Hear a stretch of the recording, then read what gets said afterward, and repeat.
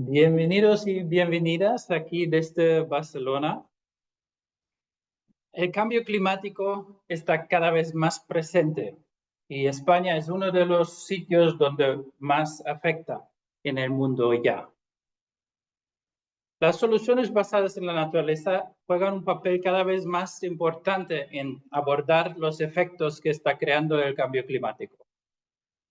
En el proyecto ISBN hemos recogido sistemáticamente los proyectos, la información sobre las soluciones basadas en la naturaleza aquí en España. La presentación de esta información es el objetivo principal de esta sesión hoy. Hemos creado un catálogo para sistematizar más que 200 proyectos individuales en todo el terreno español, cubriendo diferentes ámbitos. La presentación de este catálogo, vinculado con algunas presentaciones de algunos de los proyectos, también tiene el objetivo de inspirar nuevos proyectos, nuevas iniciativas de soluciones basadas en la naturaleza, que abordamos las vulnerabilidades con los instrumentos que nos permite, que nos da la naturaleza. Queremos integrar diferentes necesidades, diferentes retos humanos, a la vez que enfocar y fomentar la biodiversidad en ese país. Yo soy Johannes Langemeier y tuve el placer de liderar este proyecto en los últimos 18 meses desde aquí del Instituto de Ciencia y Tecnología Ambiental en la Universidad Autónoma de Barcelona. El proyecto fue ejecutado por varios investigadores aquí en el ICTA, en la UAB. Todos o muchos de vosotros habéis estado en contacto con la Ana Marín. La Sara Maestra ha sido parte de esto, la Talía, que está aquí en la sala con nosotros, y varios otros. También ha sido una colaboración con el Centro Tecnológico de Cataluña, el Eurecat, y ahí sobre todo el Ferran Bertomeu y el Carles Ibáñez. También queremos dar las gracias a todos los participantes durante estos 18 meses que han participado en los diferentes talleres a lo largo del proyecto y que nos han aportado la información que presentamos hoy aquí. Pasamos a la agenda de hoy. Empezamos con una breve introducción de la Patricia Clet, de la Subdirección General de Adaptación al Cambio Climático en el Ministerio de España, que nos da una visión general de dónde estamos con las soluciones basadas de la naturaleza desde el punto político en España, desde el punto de vista del cambio, de la adaptación al cambio climático en España. De aquí pasamos a unos ejemplos de buenas prácticas de soluciones basadas en la naturaleza en España. Y esperamos que estas presentaciones son los que os inspiran activamente a abrazar el concepto y las ideas holísticas que he incluido. De aquí pasamos a la introducción del catálogo de las soluciones que hemos creado, y la Ana Marín va a presentar esto. Y cerramos con una mesa redonda con expertos de diferentes ámbitos para ver dónde tenemos el potencial de incluir más las soluciones basadas en la naturaleza en las agendas tanto de la academia como el sector privado, la administración pública. Con esto paso la palabra a la Patricia. Gracias por estar aquí con nosotros. Buenos días a todos y a todas. Muchas gracias por la invitación, Johannes. Muchas gracias al ICTA y a la Universidad Autónoma de Barcelona. Y quiero comenzar agradeciendo primero a la Fundación Biodiversidad del Ministerio para la Transición Ecológica y el Reto Demográfico, porque tienen un compromiso que se sostiene en el tiempo y que es firme para financiar proyectos transformadores. Y gracias a su convocatoria de apoyo a medidas impulsan el Plan Nacional de Adaptación, hoy estamos aquí compartiendo los resultados de este proyecto, compartiendo experiencias y, como decía Joanne, sobre todo compartiendo inspiración. Estamos teniendo una semana muy intensa porque se están recogiendo los frutos de esta exitosa convocatoria y se están realizando diversos actos de presentación de resultados que están siendo realmente muy inspiradores. Es un verdadero honor compartir unas palabras en esta jornada que está dedicada a uno de los enfoques que creo que son más prometedores y necesarios en la lucha contra el cambio climático, que son las soluciones basadas en la naturaleza.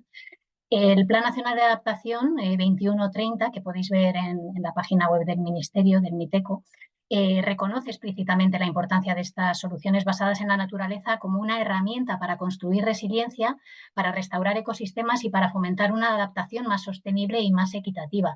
Y está incluida entre los principios orientadores de este plan. Esto refleja un compromiso firme con una adaptación que integre tanto el conocimiento ecológico con las necesidades sociales y territoriales. Sabemos todos, también por la introducción que nos han dado, que vivimos en un momento histórico. El cambio climático ya no es una amenaza lejana, es una realidad palpable que se manifiesta en olas de calor más frecuentes, sequías prolongadas, un incremento de las condiciones que favorecen los grandes incendios forestales, un aumento de la frecuencia de la intensidad de fenómenos hidrometeorológicos extremos, etc. Ante este escenario, y siempre acompañado de los esfuerzos necesarios de mitigación, adaptarse ya no es una opción, es una necesidad, es una urgencia. Y es aquí donde entra en juego el Plan Nacional de Adaptación al Cambio Climático que coordinamos desde la oficina. Es una hoja de ruta estratégica del Estado para construir una sociedad menos vulnerable, más preparada para anticipar y resistir y recuperarse a los impactos derivados del cambio climático. Pero ya sabemos también que la adaptación se puede abordar desde muchos enfoques. Este proyecto propone uno que mira a la naturaleza no como un recurso pasivo, sino como una aliada activa. No estamos redescubriendo la rueda, ya lo sabemos, pero sí la estamos desde cierto punto repensándola. Estamos buscando soluciones que parten de lo que la naturaleza ya sabe hacer, adaptadas a problemas concretos a los que nos enfrentamos hoy.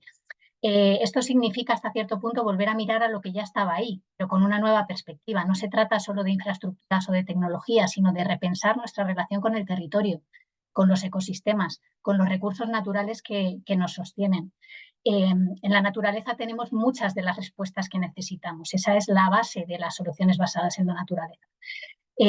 Podemos decir que de forma general son intervenciones que aprovechan la funcionalidad de los ecosistemas para dar respuesta a distintos desafíos, no solo al cambio climático, a otros, la seguridad alimentaria, la salud, seguridad hídrica. Pero en este proyecto sí que nos hemos centrado en las soluciones basadas en la naturaleza aplicadas específicamente a la adaptación al cambio climático, es decir, que respondan a riesgos climáticos. Estrategias que aumenten la capacidad de los territorios y de las comunidades para anticipar, absorber o recuperarse de los impactos climáticos. En este sentido, hablar de soluciones basadas en la naturaleza no es solo limitarse a acciones simbólicas o genéricas, como podríamos decir, por ejemplo, plantar árboles. Esto, si no resuelve un problema, no deja de ser una plantación, obviamente, pero no es una solución, no está dando respuesta a un problema. Buscamos dar solución a problemas concretos. Se trata de restaurar ecosistemas forestales, agrarios, urbanos, etcétera, con un propósito claro y una base científica. Recuperar humedales para amortiguar inundaciones, revitalizar bosques ribereños para proteger la calidad de las aguas, renaturalizar entornos urbanos para mitigar el efecto isla de calor, gestionar el paisaje para conseguir aumentar su resiliencia, etcétera. Cientos de posibilidades. Y lo más importante, que las soluciones basadas en la naturaleza generan beneficios múltiples y sinérgicos. Mientras que nos ayudan a adaptarnos a determinados riesgos derivados del cambio climático, también mejoran la biodiversidad, fortalecen las economías locales, fomentan el empleo verde, refuerzan el tejido social. Son soluciones que no responden solo al reto de hoy, sino que miran al futuro.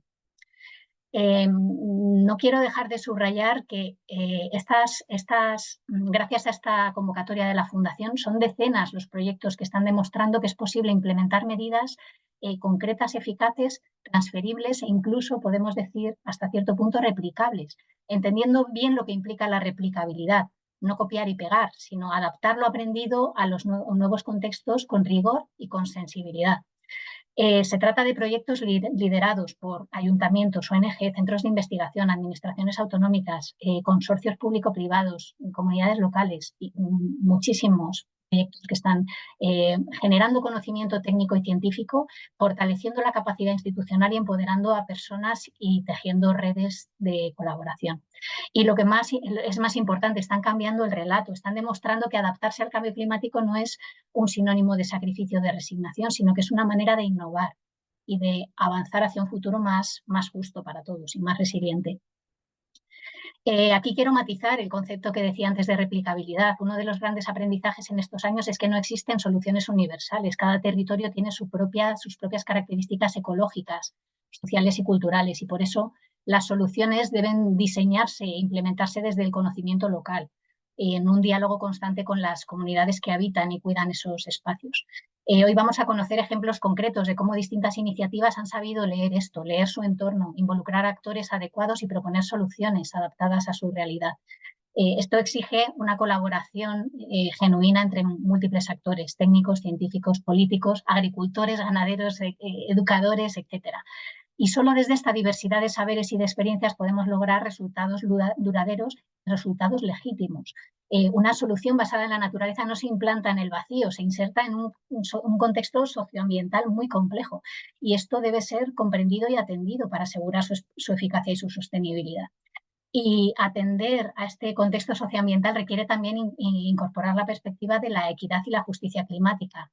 Sabemos que los impactos derivados del cambio climático no se reparten por igual, y esta búsqueda de soluciones hay que dar voz a quienes tradicionalmente han estado en el margen de la toma de decisiones, que paradójicamente sufren más intensamente los impactos derivados del cambio climático. Están más expuestos a muchos de sus peligros. Estamos en un momento crucial. Nosotros, personalmente, en la oficina, en la nueva fase de preparación del segundo programa de trabajo del Plan Nacional de Adaptación, el programa de trabajo para el periodo 26-30, que se enfrenta a varios retos importantes en este sentido. Por ejemplo, se enfrenta a cómo conseguir una escalabilidad sensible al contexto, para que dejen de ser proyectos piloto y pasen a ser y a integrar estas soluciones parte de las políticas públicas estructurales, por ejemplo. También el reto de cómo alinear la financiación pública y privada con la resiliencia climática y la conservación de la biodiversidad. Cómo fortalecer la evaluación y el seguimiento para ver qué es lo que está funcionando, dónde funciona, cómo y por qué, y qué no está funcionando. Y también para construir un relato compartido que conecte la acción climática con la calidad de vida, la salud, el empleo y el bienestar. Voy a terminar ya. A menudo el discurso sobre el cambio climático puede resultar desalentador porque no siempre, ¿verdad?, traemos buenas noticias. Pero hoy quiero cerrar con un mensaje esperanzador relacionado con estas soluciones basadas en la naturaleza. Como decía al principio, nos señalan un camino posible, un camino que vuelve a conectar la sociedad con la tierra que nos sostiene. Ayer, en una jornada de presentación de resultados de otro proyecto de esta misma convocatoria, que estaba centrado en la recopilación de análisis de estudios coste-beneficio, uno de los principales resultados, y quedó muy claro, es que las medidas blandas y las soluciones basadas en la naturaleza no solo son más rentables, sino que son más eficaces, y especialmente cuando se adaptan al contexto local. Este proyecto que compartimos hoy es una muestra de ello, por el valioso esfuerzo que han hecho en recopilar, analizar, catalogar soluciones, que decía Joanes. Demuestra que como nunca tenemos conocimiento, tenemos evidencia, tenemos capacidad técnica de actuar, y además tenemos personas comprometidas, soluciones al alcance de la mano. No quiero dejar de decir algo fundamental. Tan importante como conocer las soluciones es contar con personas que las impulsen y que adapten a sus realidades y que hagan posibles estas realidades en el terreno. Y esto es precisamente parte de lo que vamos a ver hoy, ejemplos reales, inspiradores de personas que transforman un conocimiento en acción. Así que gracias por haber venido a esta presentación, gracias por estar ahí, gracias por el trabajo que habéis hecho y por lo que aún queda por hacer. Muchas gracias. Muchas gracias, Patricia, por tu intervención súper interesante y motivadora. Paso a la Thalía, que va a moderar los ejemplos de buenas prácticas.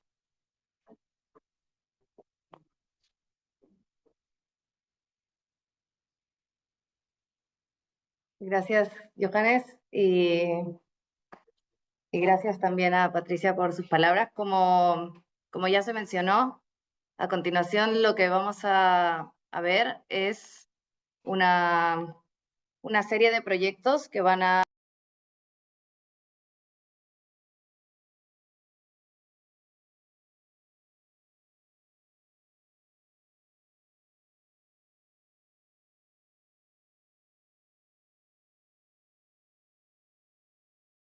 Se ha ido el sonido, ¿no? Creo.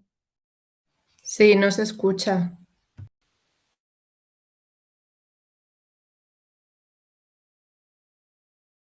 Disculpa, ¿se escucha? Ahora sí. Sí, me parece que hubo un problema con la conexión. Un momento.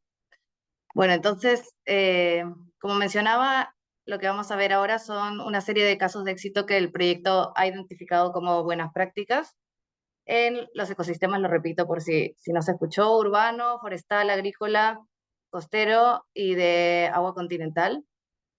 Y lo que todos estos casos tienen en común, claro, es el uso de soluciones basadas en la naturaleza para la adaptación al cambio climático. Cada presentación estará a cargo de un colaborador o colaboradora del proyecto destacado, que han sido parte también de distintas etapas de nuestro proyecto. Y aprovecho para agradecerles también la colaboración y el apoyo. El objetivo es que puedan compartir con nosotros no solo el problema que abordaron, cómo los problemas abordados se intensificaron por el cambio climático, sino también la solución que aplicaron, el impacto en algunos casos y quizás también los retos que enfrentaron en el camino. Así que voy a dar la palabra. Les pido que se mantengan en los 6 minutos de la presentación de los casos. Y para empezar tenemos a Carla García. Carla, te pido por favor que te presentes y yo voy a ir pasando las diapositivas. Me avisas cuando necesites que pase a la siguiente. Muchas gracias por invitarme a participar en este evento, también para permitir que fuera colaboradora en este proyecto. Y bueno, en primer lugar, decir que yo estudié la tesis doctoral sobre dunas en Cataluña, vi la evolución histórica y el potencial de restauración. Entonces me di cuenta que había mucho potencial de restauración porque las dunas estaban muy degradadas. Entonces también analicé las distintas maneras de restaurar estas dunas y nos dimos cuenta que la mejor manera era como ya se ha dicho hoy, realizarlo mediante medidas sostenibles, blandas o soluciones basadas en la naturaleza.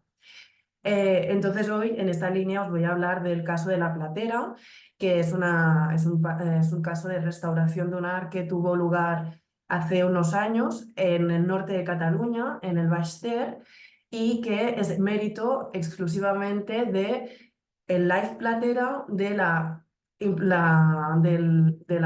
voluntad de restaurar este espacio del parque natural, con lo que pone especial importancia en la restauración de ecosistemas costeros y naturales, la financiación europea por un lado y la protección de espacios por el otro, ¿no? Entonces el papel de la universidad aquí es simplemente y meramente de monitorización. Y hoy os voy a compartir un poco esta historia. Entonces, si pasamos a la siguiente diapositiva, vemos que en un inicio este espacio estaba urbanizado. Esta urbanización pretendía alargar el espacio que veis al final de la imagen hasta donde se ven las calles urbanizadas, pero el promotor abandonó esta iniciativa. Después del abandono y gracias a la presión ciudadana, este espacio se protegió y se restauró mediante el Life Platera y quedó, como veis, en la siguiente fotografía, en la siguiente diapositiva.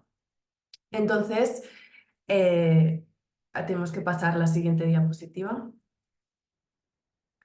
Quedó de esta manera. Entonces se restauraron ecosistemas costeros con lo que significa esto, ¿no? Una resiliencia mayor del espacio costero con la recuperación de los diferentes ambientes que hay en la costa, desde dunas, lagunas, espacios de marisma, que protegen, hacen de espacio amortiguador de las tormentas y son un espacio imprescindible para la protección de bienes y servicios ubicados en el litoral. Entonces vamos a seguir adelante porque os voy a enseñar la sucesión temporal que hubo aquí. Vemos que a principios de los 80 este espacio era utilizado para agricultura y en la zona donde posteriormente se urbanizó solo había marismas y algunas lagunas anecdóticas. Si pasamos más adelante vemos que ya a mediados de los 90 este espacio se urbanizó, pero la urbanización, como hemos visto, se desmanteló.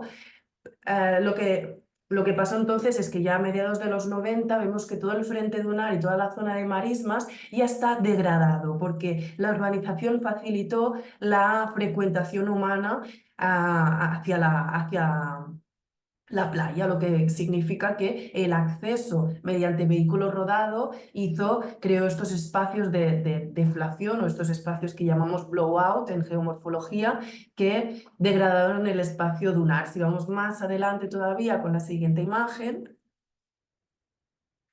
vemos que aquí hubo ya una pequeña restauración gracias al primer live platera que se realizó en la zona, con lo que se consiguió sellar estos blowouts, estos caminos que os comentaba y restaurar, regenerar el frente dunar. Si vemos la diapositiva anterior, para que os fijéis ahora con la diapositiva que os pasaba, veis que todos estos caminos del frente dunar se han ido sellando. Pero en este mismo año de la fotografía, en 2008, hubo uno de los temporales más virulentos de los últimos años, que se conoce como el temporal de San Esteve, porque pasó en 24 de diciembre de 2008. Entonces, si vamos ya a la siguiente diapositiva, vemos que a pesar de todos los esfuerzos que se hicieron en restauración del frente dunar, no fueron suficientes para amortiguar el gran impacto que tuvo el temporal de San Esteve, que fue un temporal parecido al Gloria. De hecho, el temporal de San Esteve en esta zona afectó mucho más que el Gloria y hubo una fuga de sedimentos desde la playa hacia las marismas. Esta fuga de sedimentos nunca más se puede recuperar hacia el espacio interior y lo único que nos queda es volver a restaurar la zona de dunar, si vamos en la siguiente ahí, que es en el espacio que me voy a centrar yo en la restauración. Es el espacio que desde la universidad, desde el grupo de investigación en el que pertenezco, que es el Laboratorio de Análisis y Gestió del Paisatge, estamos focalizados desde hace tiempo en el frente dunar. Vemos como a partir ya de 2010, pero con anterioridad, se empieza a restaurar de nuevo el frente dunar. Y si vamos a la siguiente diapositiva, que es actualmente, vemos como a través del proyecto LIFE no solo se consigue una desurbanización de todos estos espacios urbanizados y que fueron transformados en lagunas, con una recuperación ecológica de todo el ambiente, sino que también se restaura el frente dunar mediante soluciones basadas en la naturaleza. Vamos a seguir adelante. Esta zona queda restaurada, vamos a seguir en la siguiente y os presento aquí que toda esta zona queda de esta manera con las siguientes medidas aplicadas. Vamos a seguir adelante. Por ejemplo, los pasos gestionados son fundamentales para que la gente no invada espacios fuera de ellos. O, en la siguiente diapositiva, los acordonamientos que regulan el acceso de los usuarios hacia la zona interior. O el siguiente, que ya es una medida activa, que son las trampas de arena, que son retentores eólicos que lo que contribuyen es a la sedimentación y por lo tanto a las ganancias de volumen. Vamos a seguir. O también la vegetación para emular estas morfologías incipientes que van creciendo poco a poco. Y con todo ello, y pasamos adelante, lo que se consigue es una restauración ecológica y una recuperación de la biodiversidad, pero todavía más importante, una recuperación del hábitat, sobre todo desde el punto de vista geomorfológico. Vamos adelante. Como podemos ver aquí, las morfologías incipientes están vinculadas a las trampas de arena y si vamos más adelante, vemos que la volumetría ganada duplica el estado inicial, ganando sobre todo en las zonas verdes, en la playa alta, lo que hace recuperar la zona más cercana a las marismas y por lo tanto recupera el perfil playa duna, la topografía, que es lo que hace más resiliente las playas. Una playa llana, donde las dunas están degradadas, es más vulnerable que una playa con pendiente. Vamos a ver en la siguiente diapositiva, por ejemplo, y pasamos, vamos a dar clic otra vez. Vemos que todas estas zonas donde se ha ganado volumen son las más resistentes a los temporales. Entonces esto me da paso a poder hablar sobre el mantenimiento. Hay que mantener estos espacios. Entonces, si no mantenemos estos espacios, esto va a quedar degradado nuevamente. Y hasta aquí mi presentación. Muchas gracias por vuestra atención. Muchas gracias, Carla. Y Vale, muchas gracias a vosotros. Le recuerdo a las personas que están conectadas que si quieren dejar preguntas en el chat para los ponentes pueden hacerlo. Sí, yo no quisiera acabar esta presentación sin antes dar las gracias a los alumnos que están aquí de mi clase de retos ambientales, de primero de geografía y de comunicación cultural, que muy amablemente han venido a escuchar lo que todos nosotros tenemos para explicarles. Muchas gracias, chicos. Gracias. Damos el paso entonces a el siguiente proyecto que va a presentar Cristina Gomilla de GOB Menorca. Cristina. Hola, buenos adelante. días. ¿Se me escucha bien? Sí, te escuchamos. Bueno, buenos días a todos y a todas. Mi nombre es Cristina Gomila y soy técnica ambiental del programa de custodia agraria del GOB Menorca. Si puedes pasar la diapositiva. Bueno, una pequeña introducción en estos 5 minutos, a ver si me da para explicar un poquito. El programa de custodia agraria sería la herramienta, sería la estrategia que sacó adelante el GOB Menorca hace ya 20 años para trabajar con el sector agrario con la finalidad de mantener el paisaje agroforestal que tanta biodiversidad alberga, ¿no? Sería el canal de adaptación al cambio climático que se ha desarrollado en Menorca en los últimos 20 años. En 2004, una ONG, el GOB Menorca, empieza a trabajar con los agricultores, empieza a trabajar con la agricultura. Veis en el fondo de pantalla, ¿no? Es el típico paisaje mediterráneo del mosaico agroforestal, de combinación de bosquecitos con parcelas de cultivo, con esta trama de pared seca, de piedra en seco, ¿no? Todo esto alberga una alta biodiversidad, ¿no? Unos altos valores ambientales, que es lo que permiten que Menorca se declare reserva de la biosfera en el 93. Entonces, desde el GOB Menorca, una ONG de conservación ambiental, pensamos que la clave para mantener este paisaje, para mantener estos valores, es trabajar con el sector agrario, con este sector agrario que todavía mantiene unas prácticas tradicionales, unas prácticas en el sentido de que sean respetuosas con el medio ambiente. Entonces, vamos a trabajar con los agricultores para que la actividad agraria sostenible sea viable económicamente, ya que es la clave para mantener este mosaico y estos valores ambientales. Entonces, hablamos de que la conservación ambiental es la clave para fortalecer los ecosistemas y la resiliencia frente a los efectos del cambio climático. Si puedes pasar.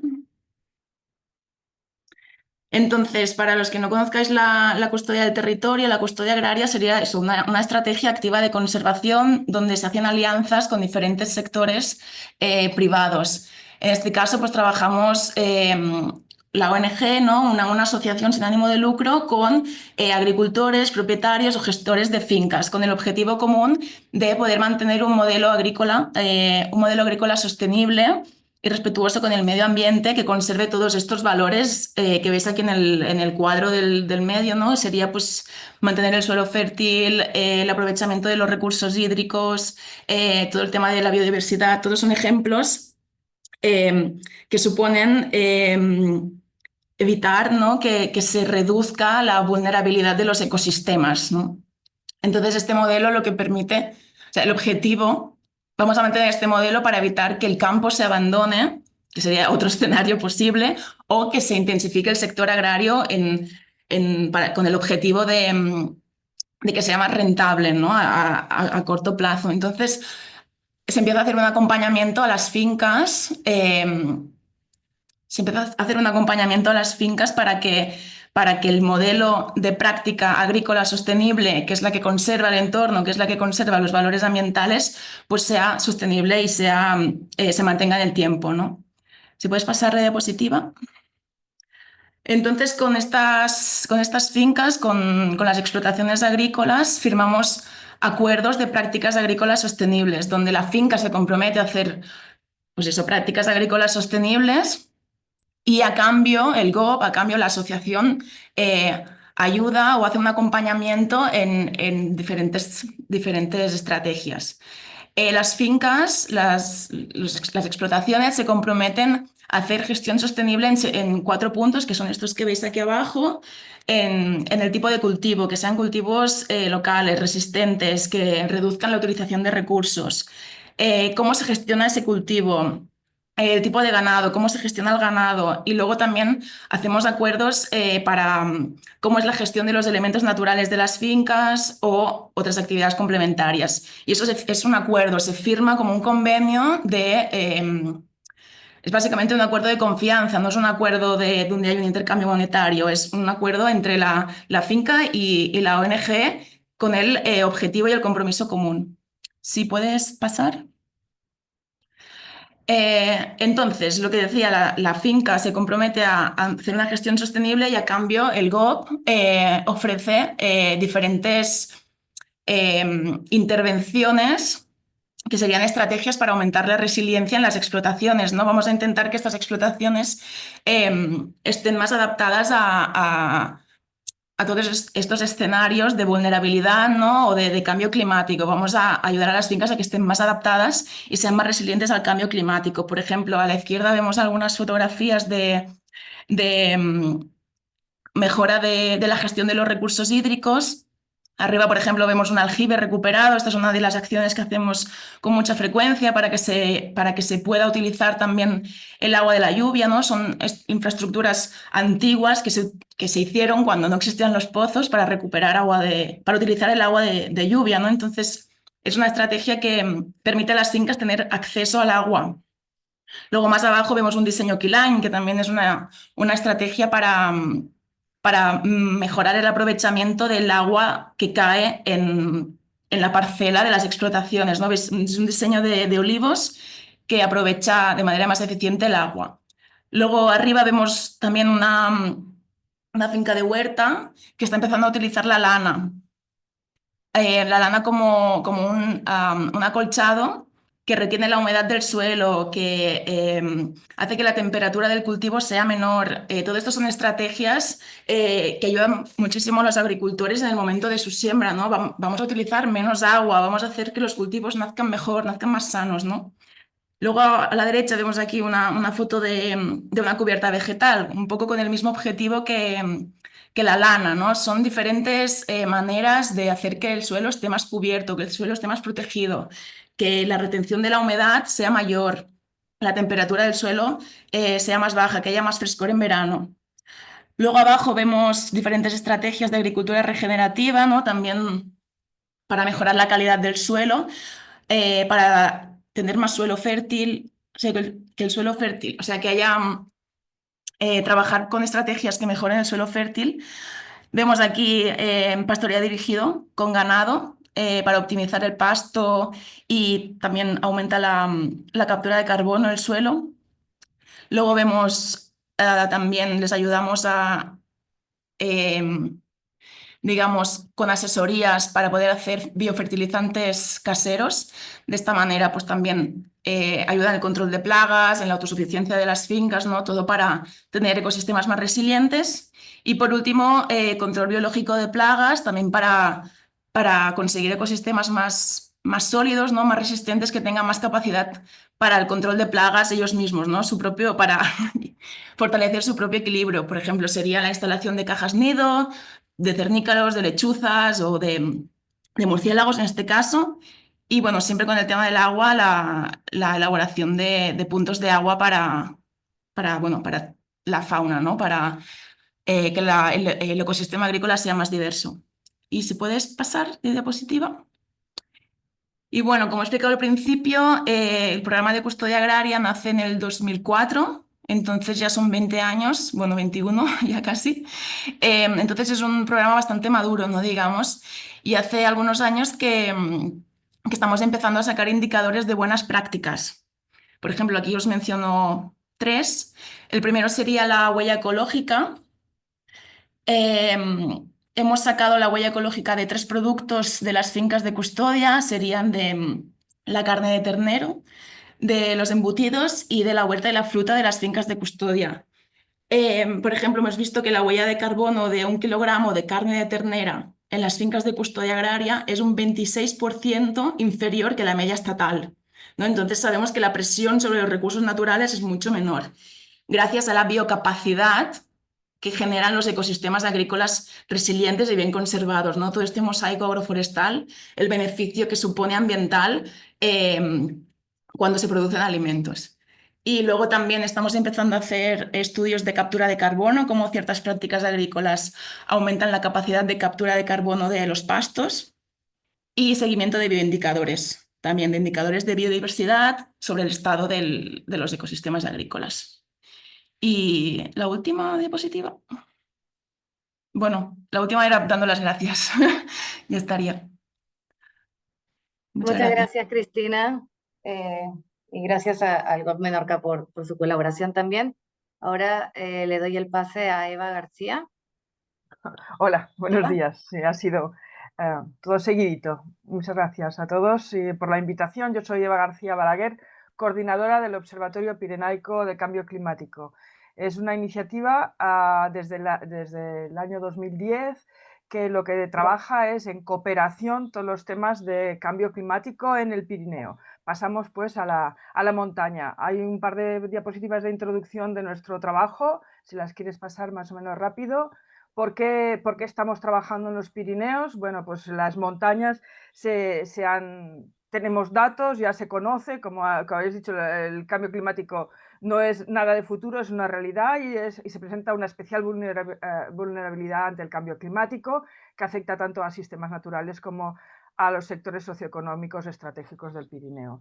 Por tanto, entendemos que la manera de trabajarlo, como os decía, ya con 15 años de experiencia y en una organización de cooperación transfronteriza de más de 40 años, es precisamente con la cooperación y no con trabajos individuales desde las regiones. Si pasas la siguiente, se ve un poco el mapa de las áreas de las regiones que trabajamos. Nuestra particularidad es que no son los estados los protagonistas de esta cooperación, sino las regiones, excepto el estado de Andorra, el pequeño microestado de montaña que sí que está, como sabéis, en el centro del Pirineo. Nuestra base es la administración, pero lo que hacemos es una red, tenemos una red tanto de científicos, técnicos, personas dedicadas a la investigación, y junto con los responsables y las responsables de la gestión del territorio y la ciudadanía, ¿no? Esa conexión entre los diferentes mundos o los diferentes apartados de nuestra sociedad, importante que estén. Movilizamos y hacemos acciones, no solo a observación.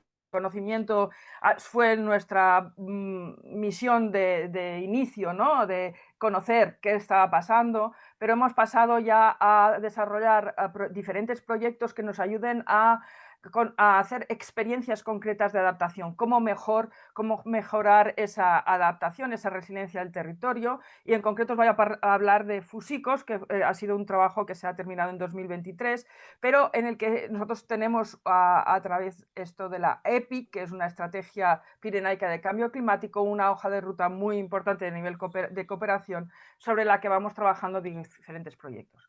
Tengo que decir que en soluciones basadas en la naturaleza tenemos en varios proyectos, pero Fusicos, que su nombre en griego quiere decir inspiración en la naturaleza, es un consorcio europeo, pasa a la siguiente, un consorcio europeo especialmente dedicado al tema de los riesgos naturales y climáticos, cómo resolverlo con soluciones basadas en la naturaleza en zonas de montaña en la que nosotros estamos.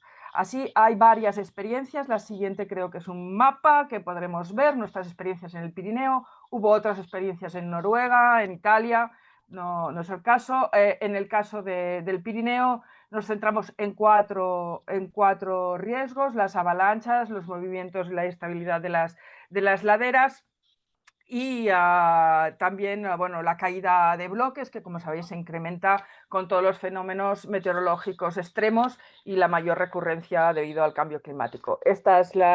Dos están en la parte francesa y dos en la parte más sur del Pirineo, una en la Valle de Boí, en Cataluña, y otra en Aragón, en Biescas.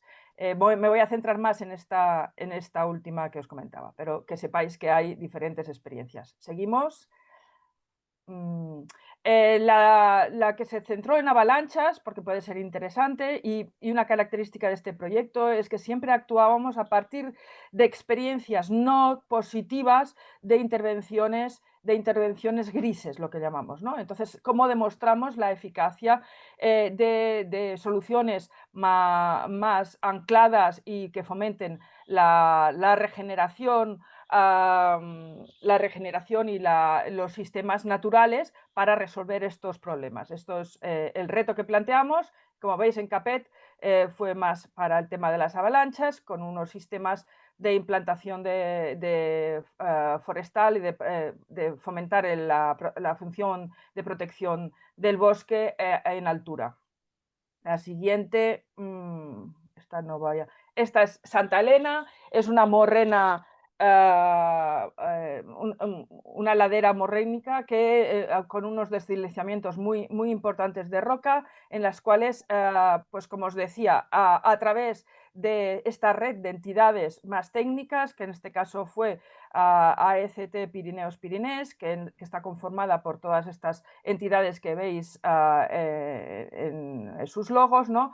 Nos proponemos reducir el riesgo de una carretera internacional que une Francia y España, y donde hay unos riesgos de accidentes, de cortes de circulación habituales. La siguiente yo creo que está resumido un poco cuáles son los problemas. Como decíais, introducción del problema: una erosión muy pronunciada en cabecera y remontante, con unas laderas sin vegetar y con barrancos con pendientes muy pronunciadas. Los bloques son inestables y caen continuamente en esta carretera, que hay una circulación muy importante, casi de 1 millón de vehículos al año, ¿no? Y bueno, me has pasado la diapositiva, quería comentar alguna cosa, no sé si puedes ver atrás. Y después, a instancias con los que comentaba, ya existían una serie de mallas que se habían puesto y que no tenían esta eficacia. Por tanto, se va a soluciones basadas en la creación de terrazas de gaviones de madera a través de bioingeniería, con implantación de vegetación autóctona para reducir las escorrentías y mejorar la infiltración y el drenaje, y estabilizar evidentemente todos los bloques. Seguimos. Todo esto tiene una parte de análisis científico y del problema muy potente. Esta imagen solo quería reflejar esta zona, todo este trabajo importantísimo de base. Seguimos. Y aquí creo que la siguiente vemos, ¿no pasa? Sí. Ya un poco el diseño de las estructuras para que tengan la mayor estabilidad y que al mismo tiempo regeneren, pues, y se integren lo mejor posible en el paisaje. Si seguimos, estas son solo de ilustración, está un poco el resumen de los... Si le dais un poco un clic, faltan un par de fotos para que se vea el resultado del trabajo. El resultado ha sido realmente una estabilización inmediata a partir de la instalación y de la finalización de esta intervención, la desaparición de incidencias, la reducción de las labores de mantenimiento continuo que tenía que tener esta carretera, y a pesar de que ha habido grandes lluvias y niveles de pluviometría muy importantes. Se ha favorecido la regeneración del suelo, la revegetación con con vegetación natural y autóctona, especialmente la recuperación del espino amarillo. Se ha demostrado económicamente más viable y sostenible, ya que los costes han sido inferiores a lo que son las soluciones más convencionales. Como se ha dicho, todas estas soluciones tienen beneficios adicionales y por no ser adicionales no son menos importantes. La integración paisajística, el aumento de la biodiversidad, el desarrollo local, la movilización de empresas locales y de recursos locales es uno de los aspectos más importantes y a tener en consideración cuando hablamos de soluciones basadas en la naturaleza. La instalación de la vigilancia y el seguimiento a medio y largo plazo es uno de los elementos clave para nosotros para hacer esta replicación y esta transferencia del conocimiento y demostrar que realmente son efectivas. Ha resultado ser una intervención muy atractiva. Hay visitas continuas de personal técnico, estudiantes en formación, en un ámbito multidisciplinar, incluso se hizo una escuela de verano Fusicos y especialmente del personal de mantenimiento de carreteras.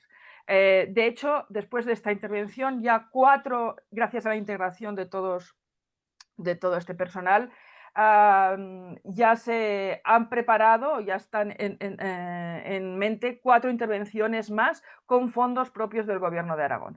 Y ya pasaríamos, porque el tiempo es escaso, si pasas rápidamente, las otras 3 intervenciones. Artús también es una caída de bloques aquí muy complicada, con el papel protector del bosque muy interesante. La Vall de Boí también con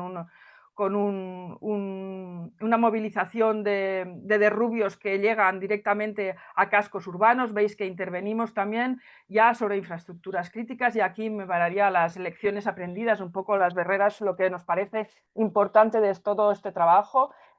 Fundamental, lo ha resumido muy bien Patricia de la oficina, ¿no? Pero el involucrar a los actores, a las autoridades locales, el llegar realmente a explicar qué se está haciendo y cómo se está haciendo con ellos estas intervenciones. El énfasis en este seguimiento científico y demostrativo no son experiencias de laboratorio, son realidades posibles y va más allá incluso de la práctica de casos que estamos habituados a denominar, ¿no? La demostración, por supuesto, durante el diseño de las estructuras y todo, de la resistencia y la efectividad. Aquí ha habido un trabajo muy importante de demostrar también metodologías de análisis de toda esta de la resistencia y de la efectividad de estas estructuras, que a lo mejor es lo que nos falta respecto a las estructuras convencionales.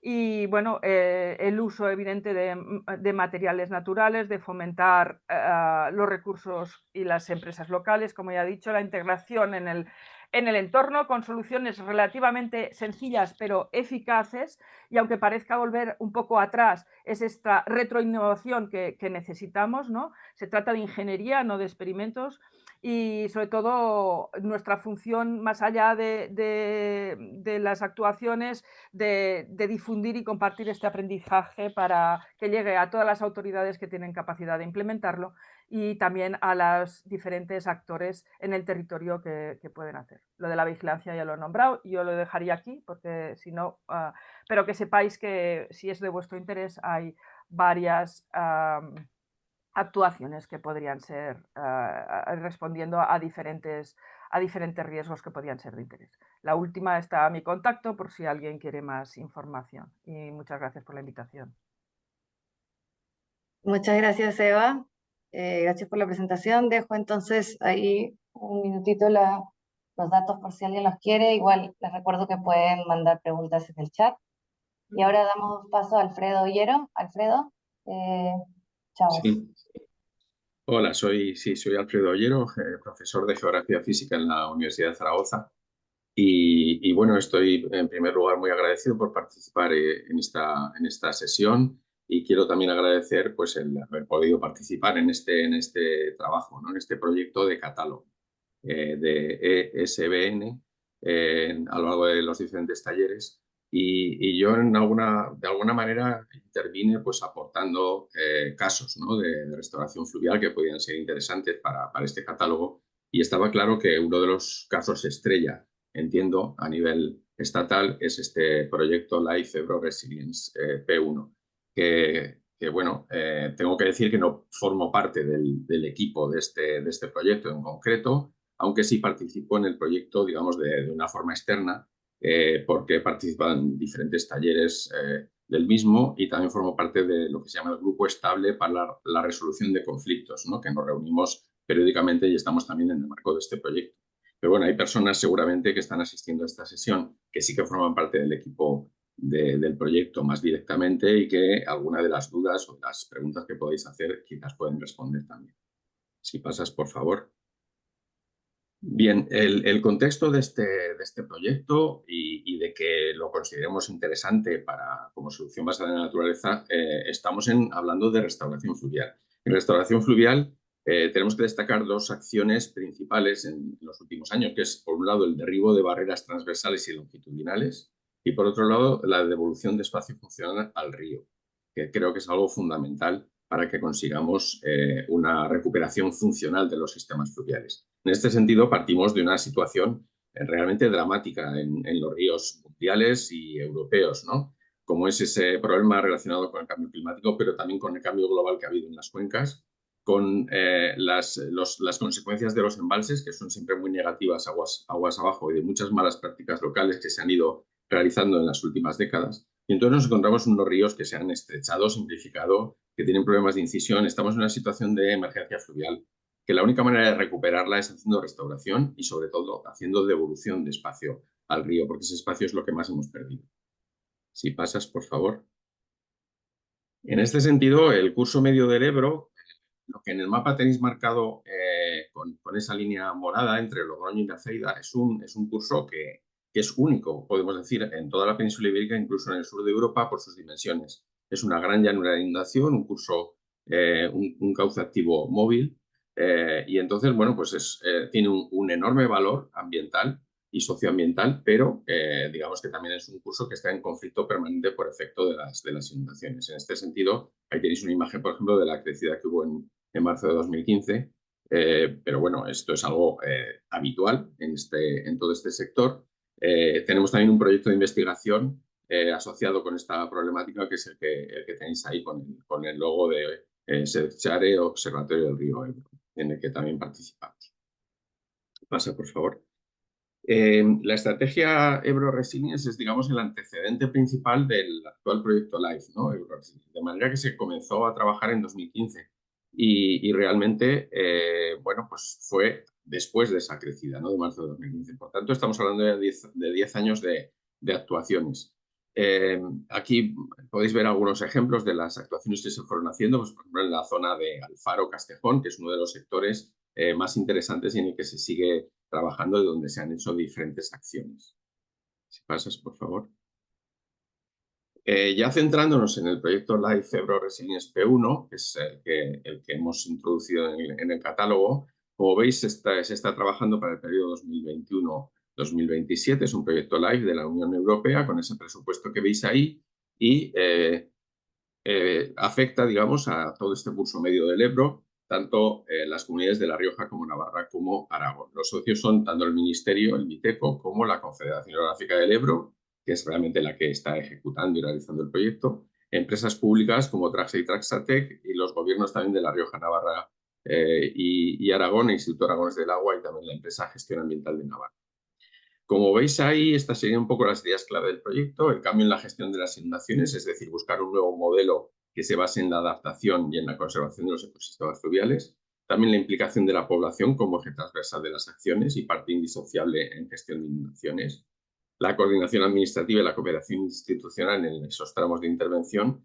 La apuesta por la tecnología, pues partiendo de la propia cartografía, ¿no?, de los modelos que se realizan, pues para comprender mejor las situaciones, el flujo y las situaciones que se generan en las crecidas y en las inundaciones. Y luego la replicación de estas soluciones propuestas para otros ríos. Si pasas, por favor. Este proyecto, ya en este contexto LIFE, está trabajando fundamentalmente en dos zonas. Esta es una zona en la que ya se empieza a trabajar, como he señalado antes, en la estrategia también. Es una zona muy interesante, además en principio hay una parte que es espacio protegido por el Gobierno de La Rioja, que es la Reserva Natural de los Sotos de Alfaro. Está justo en la zona de confluencia del río Aragón, que es una confluencia muy importante en el Ebro, pues por cuanto duplica el caudal del río. Y entonces es una zona que fue muy dinámica en el pasado y que bueno, había sido también muy encorsetada por las defensas. Y aquí lo que se ha ido haciendo es una eliminación de algunas defensas, retranqueo de otras, consiguiendo bastante terreno, bastantes hectáreas, digamos, de devolución de ese espacio de libertad para el río. También se abrieron algunos cauces de alivio, se han recuperado plazos del cauce, se han realizado labores de revegetación, etc. Es un caso realmente muy interesante. Por favor, la siguiente. Y en la otra zona en la que también se está trabajando de forma más intensa dentro de este proyecto son las zonas de amortiguación de flujos laterales, en concreto aguas abajo de Zaragoza, en la zona de los municipios de Fuentes de Ebro y Osera de Ebro. Como podéis ver en ese mapa, se ven, bueno, en esa zona que está de morado o de fucsia, hay una serie de recintos laterales de inundación que digamos que están escalonados y que se inundarían desde aguas abajo para no generar daños y que formarían estas zonas de amortiguación que van acompañadas también, como se puede ver en alguna de las imágenes, de un retranqueo de las motas para dar también más espacio al río.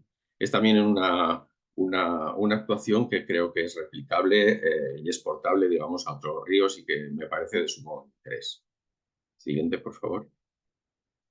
Además de estas actuaciones, bueno, pues es fundamental en todo el proyecto pues la importante acción que se está haciendo de participación y de divulgación con numerosos talleres, actividades, como veis se han diseñado juegos, bueno, muchas actividades. Realmente es una cosa también muy interesante que complementa perfectamente las acciones del proyecto y que, bueno, realmente, bueno, pues también suponen pues un ejemplo interesante pues para otras iniciativas que se puedan lanzar a partir de aquí, ¿no? Y en otros ríos. Desde luego es algo también muy recomendable como proyecto.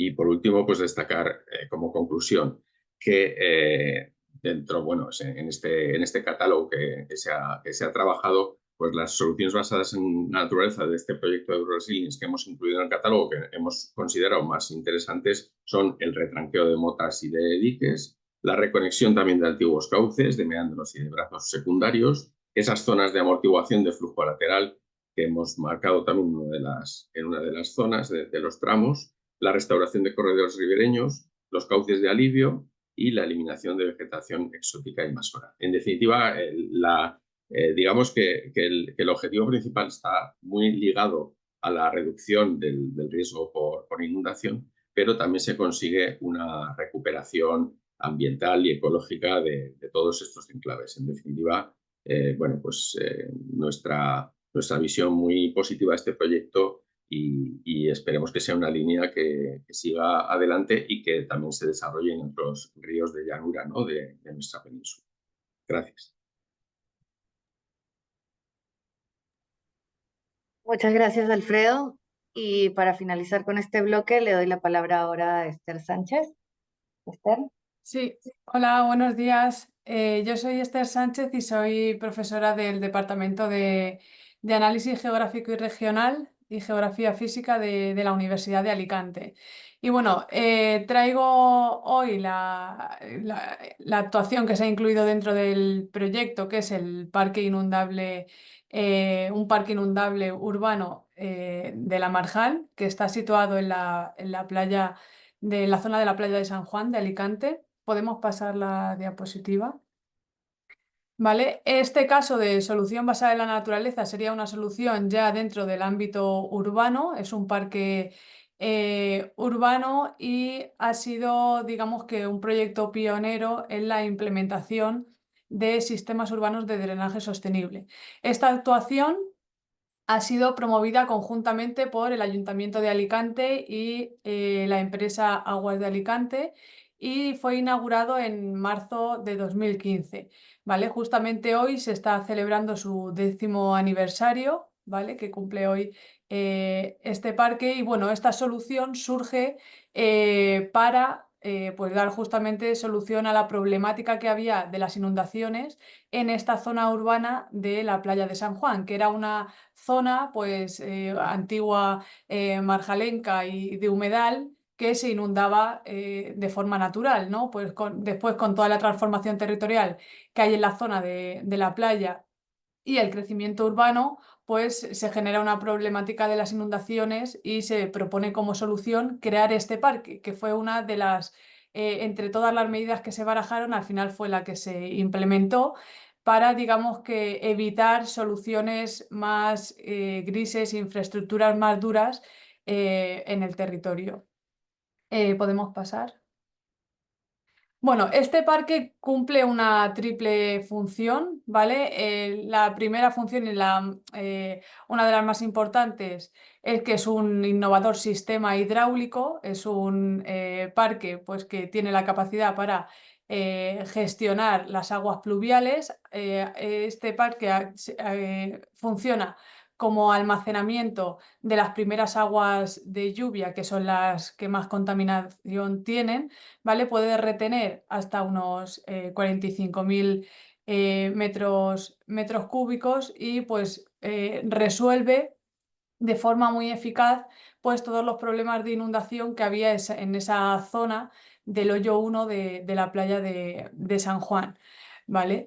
Este parque que actúa como retención, bueno, tiene un sistema de alerta que cuando bueno, hay alertas por inundaciones el parque se cierra y pues hay un sistema de megafonía que informa de que el parque se va a cerrar, ¿vale? ¿Por qué? Porque bueno, luego explicaré también que esta función también tiene una función de ocio y de esparcimiento social, entonces tiene este sistema para poder informar a la población de que el parque pues va a comenzar a llenarse si estuviera habiendo un episodio de fuertes lluvias, ¿vale? Pero bueno, este sistema también está conectado con los cuerpos de seguridad, con Policía Local y Protección Civil, que son los que acuden a cerrar las infraestructuras del parque. Podemos pasar.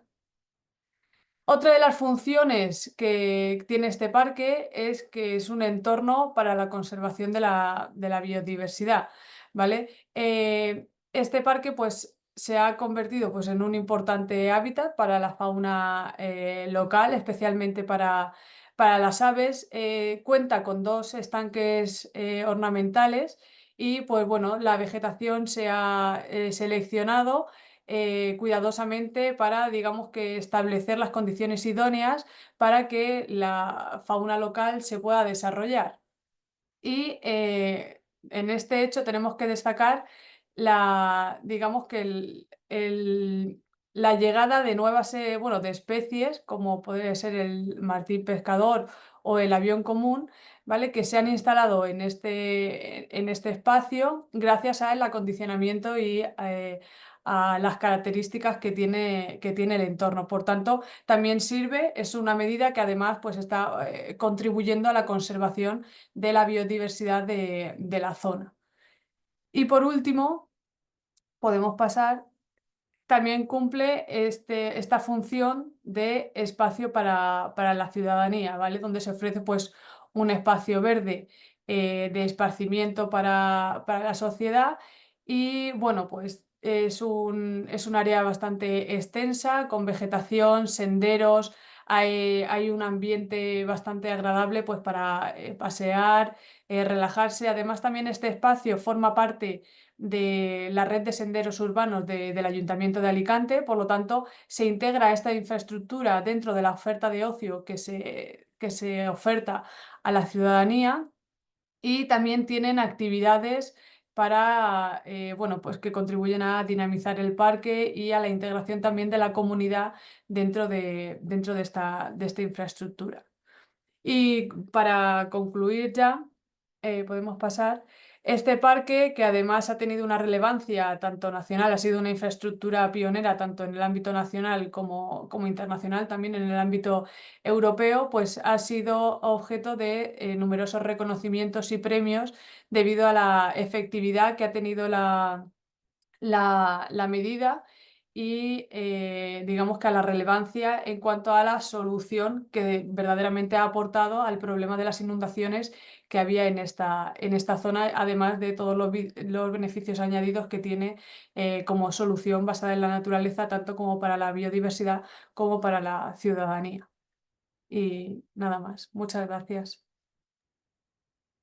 Muchísimas gracias, Esther, y gracias a todos los que han participado de este bloque. Agradezco también a las personas que están dejando preguntas en el chat para los ponentes y a quienes ya están respondiendo.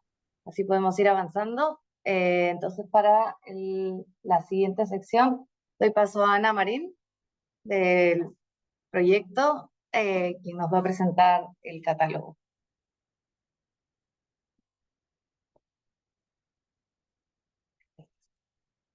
Hola, buenos días a todos y a todas. Primero de todo, gracias a Esther, a Alfredo, a Eva, a Cristina y a Carla por presentarnos esta muestra de buenas prácticas para la adaptación al cambio climático. Todas ellas son intervenciones o programas que pueden ser inspiradores y tienen un alto potencial para ser escalados a otros territorios. Y también todos ellos forman parte de nuestro catálogo.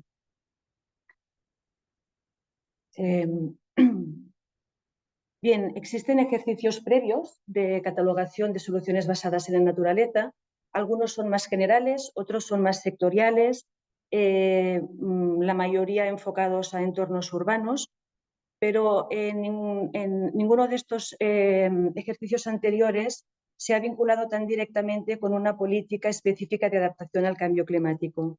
Creemos que esta es una de las principales aportaciones del catálogo que presentamos hoy, ya que se ha diseñado específicamente para promover este tipo de soluciones e insertarlas dentro del marco del Plan de Adaptación al Cambio Climático. Pasamos.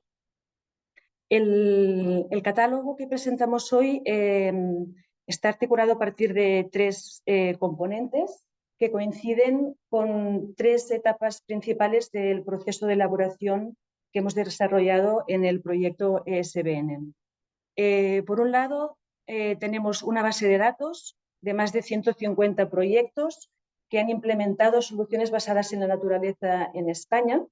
A partir de esta base de datos hemos identificado más de 200 soluciones basadas en la naturaleza. Estas se han consensuado con una nomenclatura en común y se han clasificado. Y para facilitar el uso de esa base de datos, se ha generado un catálogo, un visor web, donde se pueden realizar búsquedas a partir de distintos filtros. Esto no ha sido un proceso lineal, se han producido unas cuantas interacciones entre las distintas fases que nos ha permitido ir ajustando y adaptándonos para mejorar cada uno de los componentes. Pasamos. Bien, el catálogo no se trata únicamente de un repositorio de soluciones basadas en la naturaleza, sino que es una propuesta de sistematización basada en un sistema de clasificación. Este sistema de clasificación se articula a partir de tres categorías principales. La primera es identificar unas causas generalizadas de deterioro de la vulnerabilidad territorial. Nos estamos refiriendo a degradación ambiental que, como por ejemplo podría ser erosión del suelo, acidificación del océano, contaminación del agua, todo ello situaciones que agravan y que reducen la vulnerabilidad de los territorios frente a las amenazas climáticas. Por otro lado, identificamos zonas de intervención, es decir, los lugares donde se está implementando o donde se podría implementar cada una de estas actuaciones. Hemos distinguido concretamente 72 zonas, como podrían ser polígonos industriales, bosques de ribera. En general, bueno, cubrimos desde ámbitos marinos, costeros, agrícolas, forestales y urbanos. Y finalmente, para agilizar esa diversidad tan grande que tenemos de soluciones basadas en la naturaleza, hemos creado unos grupos, o le llamamos familias de SBNs, que se agrupan por una principal funcionalidad que dan. Dada la naturaleza multifuncional de las soluciones basadas en la naturaleza, nos encontramos que una misma solución puede pertenecer a más de una familia y puede estar reduciendo más de una de estas causas de vulnerabilidad territorial.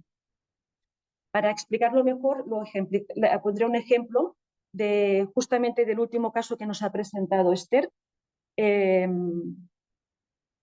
que es una de nuestras soluciones basadas en la naturaleza, el parque de inundación urbano. Vemos, por un lado, que se trata de... Perdón, ¿podemos retroceder? Porque no ha aparecido... Aquí me he olvidado de comentaros que aparte de estas 3 categorías principales, también añadimos información sobre qué tipo de amenazas vinculadas a estas vulnerabilidades territoriales nos estamos protegiendo, qué ámbitos del Plan Nacional de Adaptación al Cambio Climático cubrimos, qué grado de intervención. Aquí distinguimos entre protección, restauración o creación de nuevos ecosistemas. Y finalmente también vinculamos cada una de estas intervenciones, cada una de estas SBNs con distintos proyectos de nuestra base de datos que ya han implementado la solución. Ahora sí. Bien, volviendo al ejemplo del parque de inundación urbano, vemos cómo se trata de una intervención de creación que puede reducir causas de vulnerabilidad diversas, desde la impermeabilización del suelo, alteración del balance térmico en ciudades, el déficit hídrico o contaminación del agua. Todas ellas pueden verse agravadas por aumento de eventos climáticos extremos y aumento de temperatura. Este tipo de solución, ¿dónde se puede implementar? En parques urbanos, en áreas marginales degradadas y en estanques artificiales urbanos.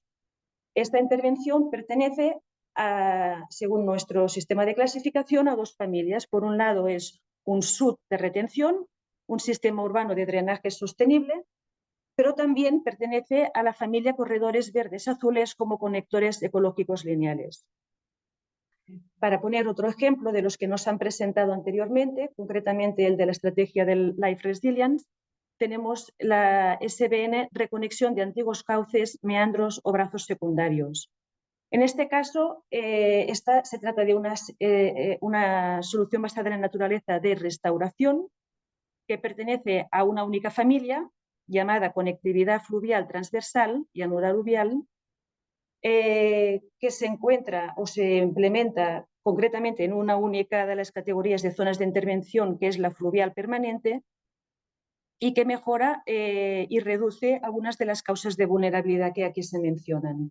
Estas etiquetas forman parte del, como os comentaba, del sistema de clasificación que nos permite sistematizar. Pero también, si vamos al catálogo, podemos ver que el catálogo ofrece un poco de información más ampliada y contextualizada de algunas de estas soluciones basadas en la naturaleza que incorporamos. Ahora os compartiremos pantalla al enlace del catálogo, que estaba en la diapositiva, había un enlace. Cuando os aparece en la primera página del enlace veréis que hay 2 opciones. Una es descargarse la base de datos y la otra es entrar directamente en el visor. La base de datos se va actualizando, vamos creando distintas versiones a medida que vamos introduciendo correcciones. Y si clicamos al visor, entramos directamente al sistema de búsquedas que os comentaba. Entonces, si quisiéramos buscar esta última intervención que os estaba presentando, la del Life Resilience, Ebro Resilience, perdón, podríamos por un lado ir al catálogo general o por otro lado ir a través de algunos de los ámbitos. Tenemos forestal, urbano, costa marino, agrícola, agua continental. En este caso iríamos a agua continental. Aquí podríamos filtrar por varias categorías. En este caso, como se trata de una zona fluvial lo más rápido sería buscar por zona de intervención y buscar la categoría de fluvial. Tenemos dos fluviales, intermitente y permanente, en este caso sería fluvial permanente. Y aquí tenemos el listado de todas las SBNs que tenemos a través de estos dos filtros. Y si buscamos por la familia, algunas de las dos familias que habíamos dicho, en este caso era conectividad transversal, encontraríamos todas las soluciones de esta familia para este ámbito de intervención. Vemos que si ponemos encima de cada una de ellas hay la opción de ampliar información. Esto es un proceso que todavía no hemos terminado, faltan introducir muchas de las best practices que hemos identificado, pero estamos poblando el catálogo con información ampliada que nos proporcionan los proyectos que hemos seleccionado.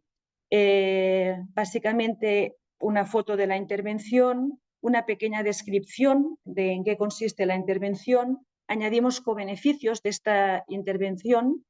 Si os acordáis, muchas de las SBNs estaban asociadas a más de una de las causas de vulnerabilidad, entonces los cobeneficios aquí verían reflejado esta multifuncionalidad. Y, sobre todo, interesante, ofrecemos enlaces del proyecto destacado que nos ha ofrecido esta información, pero también de otros proyectos donde, según nuestra base de datos, se ha implementado esta SBN. Entonces, os invitamos a que hacéis búsquedas, a que probéis el catálogo y nos digáis la vuestra también. Espero que sea de utilidad. Y ahora pasamos a la última sesión del evento. Bien, gracias Ana por la introducción al catálogo y a todos los ponentes hasta ahora. Tenemos el último bloque que es una mesa redonda que intentamos hacer de esta manera virtual y con esto espero que vamos a poder poner los 4 discutantes en la pantalla aquí. Que tenemos la María de Rosario de Casi Instituto desde la Universidad de Valladolid, a Laura Gutiérrez del IOB, la María Melero del WWF y la Ana Lloveras de Ocean Ecostructures.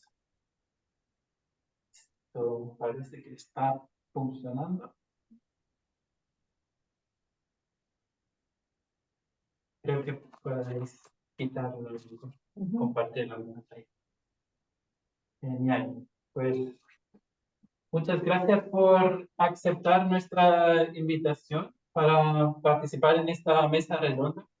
Y quiero entrar en la mesa redonda directamente con la primera pregunta y la dedico primero a la Laura por el sector más de la administración pública. Laura, ¿puedes presentarte brevemente? Y la pregunta mía para tu presentación es, ¿en qué punto ves los SBNs en el sector público, en tu ámbito? ¿En qué punto estáis con la implementación, con el uso de soluciones basadas en la naturaleza? Bueno, buenos días. Primero, gracias por organizar esta jornada muy necesaria y por habernos invitado a IOBE, no solo a participar en esta jornada, sino también a participar en este proceso de clasificación de las soluciones basadas en la naturaleza, que es tan complejo como necesario.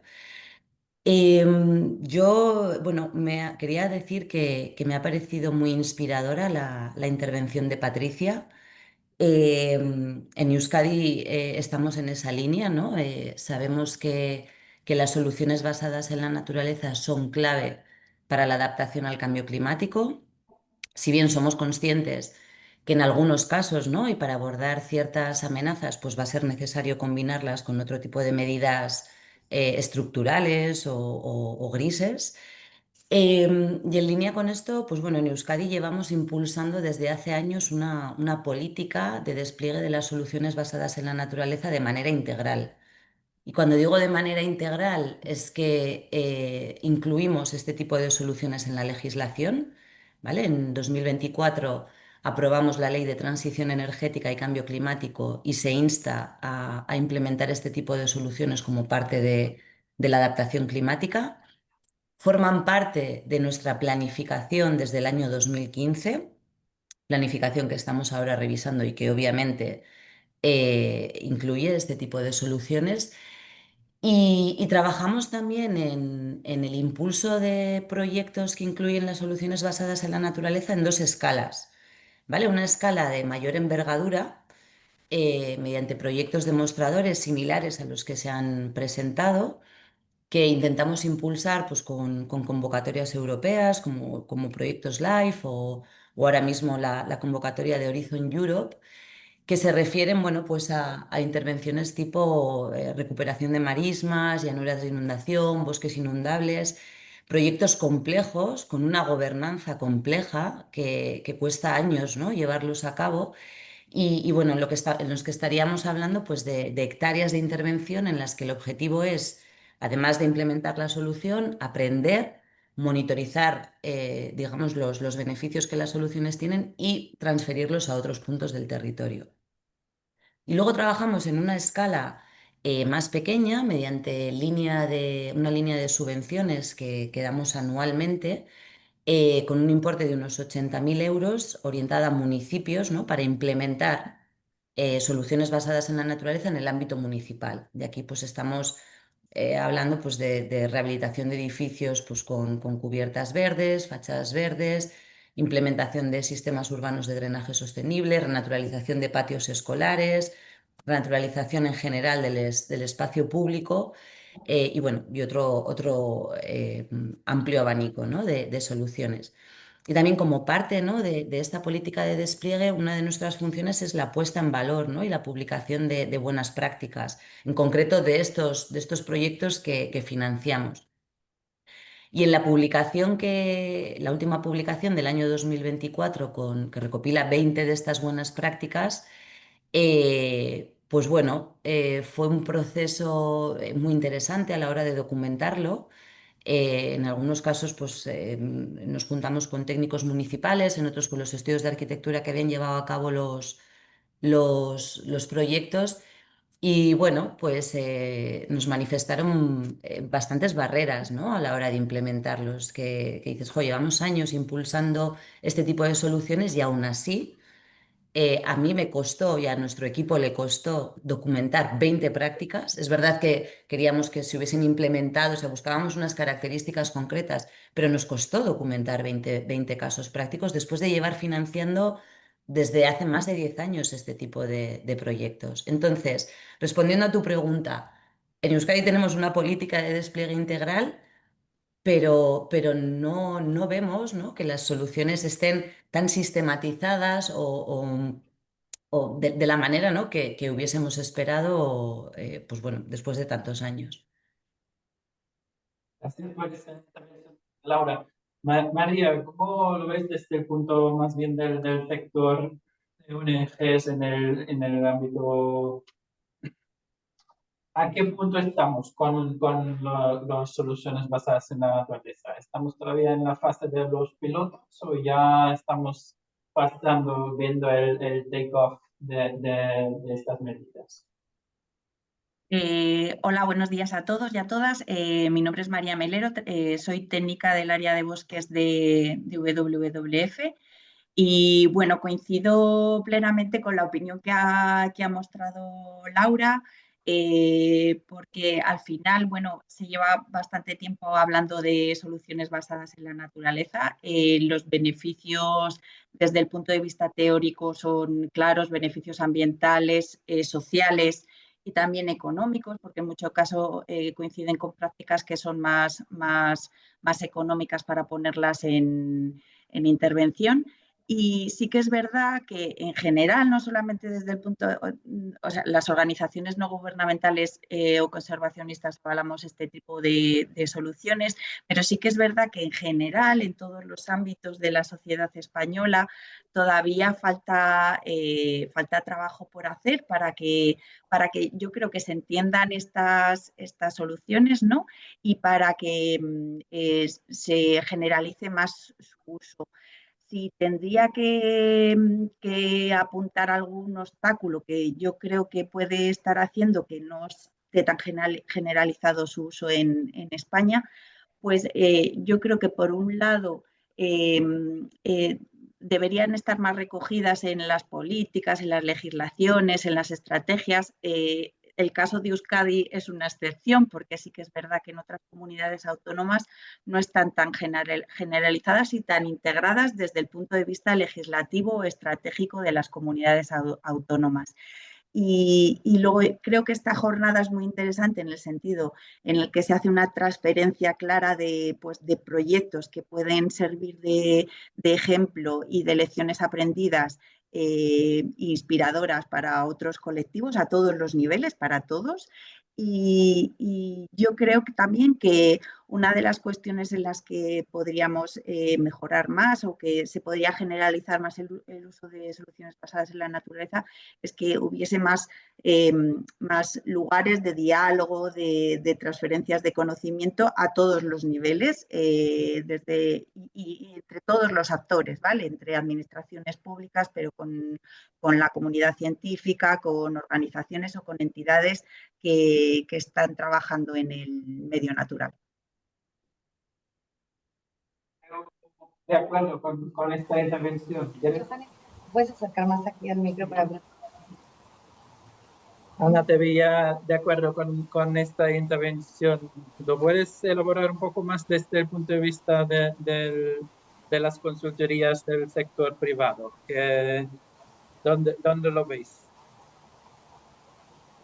Buenos días a todos, también agradecida de estar aquí y coincido totalmente con Laura y María. A menos desde el sector privado lo vemos que justo las grandes corporaciones o empresas que están haciendo, ¿no? Podrían ser los primeros implicados en tener la oportunidad de que ellos mismos puedan implementar estas soluciones basadas en la naturaleza, porque al final son muchos de ellos los que hacen que haya estos riesgos, ¿no? En la naturaleza y que sean ellos mismos los partícipes y que sean los promotores de implementar este tipo de soluciones. Aunque sí que es verdad que algunos sí que ya muestran interés, es todo como comentaba Laura, a nivel de políticas y de administración falta agilizar este aspecto, porque el hecho de que puedan las empresas implementar estas soluciones necesitas también autorización por parte de la administración pública, que al menos por el sector marino, que es el que trabajamos nosotros y es donde tenemos experiencia, es una barrera importante, ¿no? Poder implementar a proyectos como este. Entonces, nos encontramos que las empresas pues vienen bueno, tienen como la tendencia, ¿no? a poder integrar este tipo de soluciones y también les vienen las normativas de sostenibilidad corporativa y que les exigen, ¿no? Desarrollar proyectos como estos, pero luego no los pueden implementar porque realmente hay esta barrera a nivel burocrático.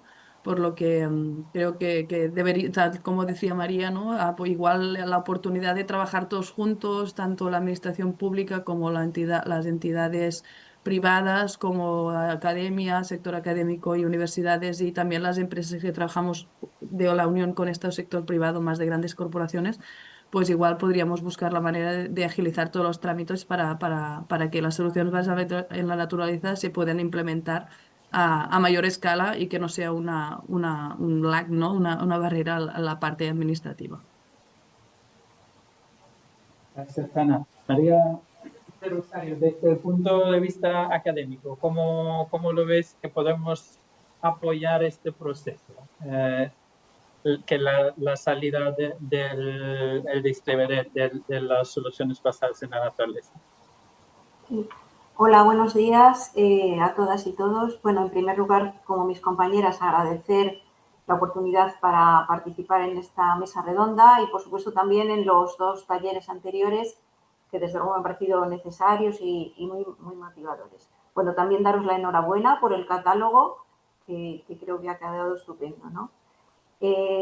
Bueno, soy Rosario del Caz, en Juto, soy profesora de Urbanismo y Ordenación del Territorio en la Escuela de Arquitectura de la Universidad de Valladolid. una de mis principales, por no decir la principal línea de investigación, pues se centra en temas de renaturalización de ciudades y en ese sentido, pues desarrollo proyectos normalmente, bueno, no solo normalmente, pero bueno, fundamentalmente obtenidos en convocatorias competitivas, para la implementación bien de soluciones basadas en la naturaleza. Por ejemplo, desarrollamos un proyecto para implementar soluciones basadas en la naturaleza en áreas industriales, que son espacios bastante hostiles, como sabéis, sobre todo los construidos en los años 70, 80 del siglo pasado.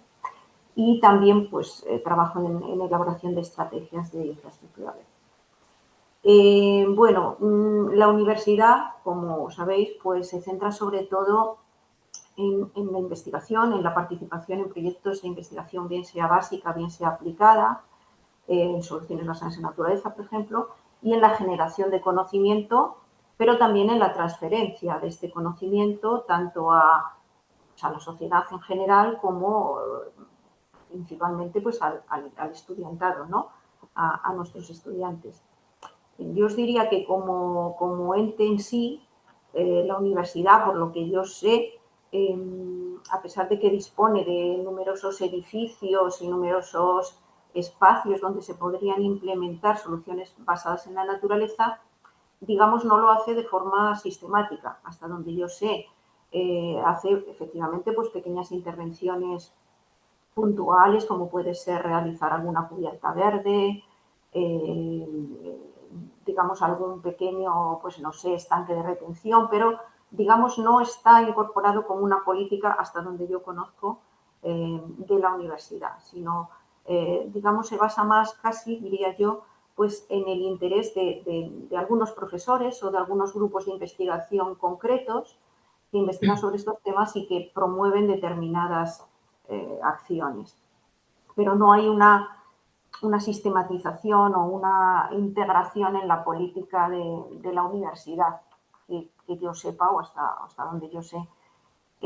Por lo tanto, la integración de las soluciones basadas en la naturaleza desde el ámbito académico, yo entiendo que es limitada y se encauza a través de estos proyectos financiados que conseguimos de diferentes, bueno, pues en la Unión Europea, del Ministerio de las administraciones públicas de cualquier nivel, ¿no? Gracias. La siguiente pregunta, enlazando con estas primeras intervenciones sobre dificultades y el estado en el que se encuentran en vuestros respectivos sectores las soluciones basadas en la naturaleza, ¿hasta qué punto creéis que herramientas como el catálogo pueden ayudar a impulsar y a generalizar este tipo de soluciones? O también, ¿qué creéis que podríamos añadir más allá? ¿Cómo podría mejorar todavía más este catálogo para ayudar a este impulso? Dejo la pregunta abierta. Quien quiera responder. Yo, bueno, me lanzo. Quería comentar, ahora respondo a tu pregunta, ¿no? Pero me ha parecido, bueno, María y Ana, ¿no? Apuntabais a la necesidad de generar espacios de diálogo en los que participemos diferentes agentes. Y efectivamente, yo creo que eso es clave, ¿no? Y yo quería también comentar que en Euskadi, o sea, precisamente por tener esta política, ¿no? que sí que integra las soluciones en diferentes escalas, y igualmente ver que tampoco estábamos consiguiendo la generalidad que esperábamos, hemos organizado unos grupos de trabajo para analizar un poco, para ver cuál es el diagnóstico, ¿no? de las soluciones basadas en la naturaleza en Euskadi, con una aproximación similar a la de esta jornada, ¿vale? Incorporando en estos grupos pues desde entidades supramunicipales, Diputación, Consorcio de Aguas, Consorcio de Transportes, técnicos municipales de ayuntamientos bastante avanzados en la materia, generadores de conocimiento, centros tecnológicos, universidades, luego estudios de arquitectura, ingeniería y las empresas que están digamos, en el último eslabón de la cadena de valor, que son las empresas que que se dedican a la implementación de estas soluciones. Y entre las barreras, ¿no?, que identificaban, es verdad que solo nos centramos en los ámbitos urbanos e industriales, pero las barreras que identificaban, y aquí es donde creo, Ana, que respondo un poco a tu pregunta, y no de lo que yo crea, ¿no?, sino de un grupo importante de personas, casi 50 personas que de manera estable, cubriendo todos estos agentes, han formado parte de los grupos, nos identificaban como principales barreras 3 que sobresalen por encima del resto, ¿no? Y eran la falta de normativa y criterios de diseño, o sea, es decir, aunque tú lo tengas implementado en tus políticas, si no das garantías de cómo eso se puede construir, las empresas, el sector privado también muestra ciertas reticencias. La segunda de ellas, estas 3 más o menos al mismo nivel, la segunda de ellas, la falta de compromiso de los agentes implicados, y aquí se comentó el binomio entre ámbito político y ciudadanía, o sea, es decir, si desde el ámbito político no se promueven estas soluciones, la ciudadanía no ve sus beneficios y por tanto no las pide a su vez al político. Entonces ahí hay como un círculo en el que hay que sensibilizar y hay que concienciar a todos los niveles. Y la tercera, la falta de conocimiento y experiencias. Entonces yo creo que este tipo de catálogos, pues bueno, van un poco a romper esas barreras. Luego, en menor medida, pues bueno, barreras institucionales y legales, acceso limitado a la financiación y también la falta de NBS, de tipologías de NBS estandarizadas. Entonces, bueno, yo creo que con este trabajo, pues bueno, vais ahí de alguna forma minimizar esas barreras que desde el sector en Euskadi se han identificado. Sí, yo estoy totalmente de acuerdo, Laura. Al final, la decisión de implementación de este tipo de soluciones viene dada por alguien que tiene que creerlo, ¿no? Entonces, hay parte de reputación, que catálogos con este te da pues, la credibilidad, la certificación o también la aprobación de una entidad externa que no sea la que realmente ejecuta el proyecto, conforme se están haciendo las cosas bien y que tienen que creer en la validación del proyecto y que tiene un beneficio, ¿no?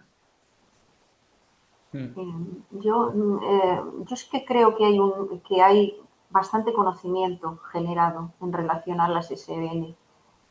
Yo creo que lo que hace falta es voluntad para aplicarlo, ¿vale? Y me alegra mucho conocer, que conocí un poco, ¿no?, el caso del País Vasco, en el que efectivamente sí que se está haciendo, digamos, políticas por ejemplo, me parece importantísimo incorporarlo en el planeamiento urbanístico, ¿no?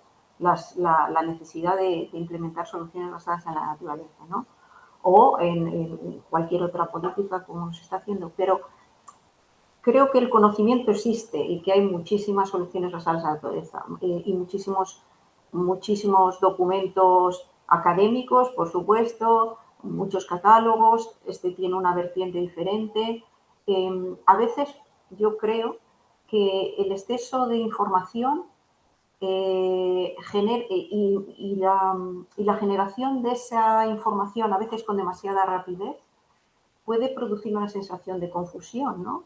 Y una sensación de no saber qué es adecuado o qué no, llevar a la desinformación. En ese sentido, este catálogo, por ejemplo, en el que se ha tratado de sistematizar con criterios muy concretos y muy específicos y clasificar las SBN, digamos, según criterios de adaptación al clima y a diversos contextos, pues me parece que es muy interesante para los profesionales y para todos los ámbitos. Pero desde luego es necesaria una importante voluntad por parte de las administraciones públicas, porque la mayoría de los casos que conocemos, algo habéis comentado, son proyectos piloto. Son proyectos piloto que además están financiados casi siempre con fondos provenientes pues, de la Unión Europea, etc. Es decir, lo que falta es realmente una implicación desde los propios municipios, desde los propios ayuntamientos, que se crean estas soluciones y que las entreguen en sus presupuestos ordinarios. No que estén esperando a que les llegue una financiación para poder hacer un proyecto demostrativo, porque la mayoría de los ejemplos que conocemos son ejemplos demostrativos que están muy bien, están fenomenal, nos han servido para aprender, pero necesitamos que esto se generalice y se incorpore, ya digo, en los presupuestos cotidianos de los ayuntamientos y de las administraciones públicas. Bueno, pues nada, daros la enhorabuena por el catálogo, porque al final yo creo que es un trabajo de base necesario, porque al final pone como, más allá de la teoría, pone en valor ejemplos concretos, prácticos, para que al final, bueno, tengamos como esas experiencias concretas sobre el terreno de cómo se pueden traducir las soluciones basadas en la naturaleza en cuestiones prácticas, totalmente prácticas, ¿vale?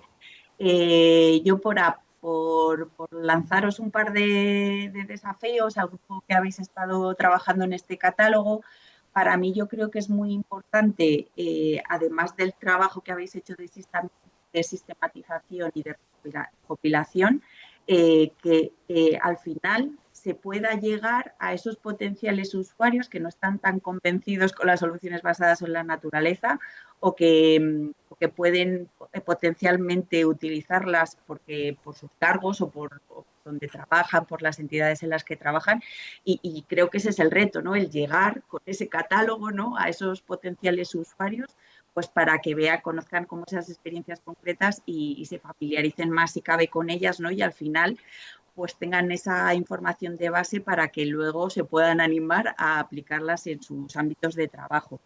Y el segundo reto sería también pues que de alguna forma, más allá de estos proyectos que tienen una financiación concreta, pues que esos catálogos se mantengan vivos, ¿no? Que se puedan añadir nuevos proyectos, nuevas experiencias, nuevas lecciones, que los usuarios que los estén utilizando al final los puedan hacer llegar como sus experiencias de uso de lo que es el catálogo en sí, para que al final, bueno, entre todos pueda ser una herramienta pues que está viva y que se mantiene viva más allá de este proyecto y de esta financiación concreta. Así que nada, os lanzo ahí retos para que sigáis activos. Muchas gracias. Antes de pasar a la última pregunta, quería nombrar que si los colaboradores que habéis presentado antes queréis añadir algo, por favor levantad la mano que Talía os abrirá el micro.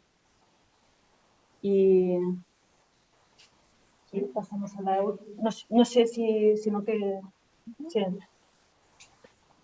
Bueno, la última pregunta es más, ya habéis nombrado algunas de las barreras que veis claves, como la falta del apoyo político, pero también el traspaso a la administración pública, la falta de regulación y el traspaso de conocimiento. Aquí una matiz importante, ¿no? Que no faltan conocimientos, pero falta el traspaso del conocimiento. Teniendo en cuenta estas barreras y otras barreras, como grupo transversal, interdisciplinar que somos, estamos aquí, ¿qué pensáis que serían las medidas claves para hacer un paso más allá de los casos pilotos y realmente fomentar la escalabilidad de las soluciones basadas en la naturaleza aquí en España y más allá? Pues yo coincido con lo que ha dicho Rosario de que conocimiento hay mucho y nosotros en este grupo de trabajo que os comentaba nos hemos dado cuenta de todo el conocimiento que hay, de todas las experiencias que hay, pero falta algo para que esto realmente cale y como estáis diciendo, dejen de ser proyectos demostradores. Y nosotros, un poco de nuestra experiencia es que realmente hace falta una concienciación a todos los niveles, como comentaba. A nosotros nos ha pasado, como os comentaba, en este catálogo, o sea, en este proceso de documentación de estas 20 prácticas, de haber dado financiación que no se ha llegado a ejecutar porque ha habido un cambio político y porque a pesar de tener el dinero, el nuevo partido no quería meterse en este proceso por si acaso, porque a ver, esto se iba a dar mala prensa, si la ciudadanía. Entonces, yo creo que todas las acciones que estamos llevando a cabo son necesarias, catálogos, estandarización, monitorizar los efectos y los beneficios que nos dan estas soluciones, pero creo que hay que llevar esos beneficios, hay que trasladarlos al lenguaje de la ciudadanía y de los políticos.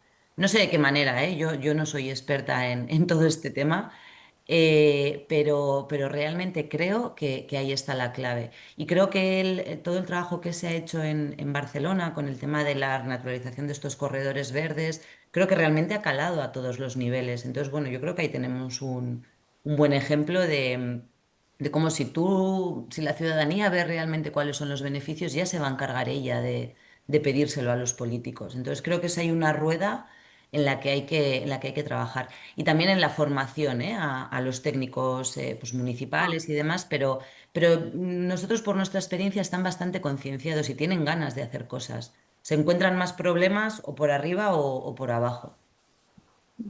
Yo sí puedo también mencionar un poco esto, porque justo nos hemos encontrado nosotros, ¿no? Que cuesta explicar los beneficios ambientales con un vocabulario que todo el mundo lo entienda. Entonces, por eso creo que es interesante que se ha mencionado en alguna de las presentaciones anteriores el tema del capital natural y de los beneficios ecosistémicos, ¿no? Los beneficios que nos puede proporcionar la naturaleza, que al final, lamentablemente, si tú pones un valor económico a la naturaleza, todo el mundo lo entiende. Entonces, igual sería por aquí poder desarrollar métodos de valoración de este capital natural y que sean escalables también, porque al final todo viene detrás de la financiación que tienes. Así que existen métodos que tú puedes valorarlo, pero es verdad que son súper locales.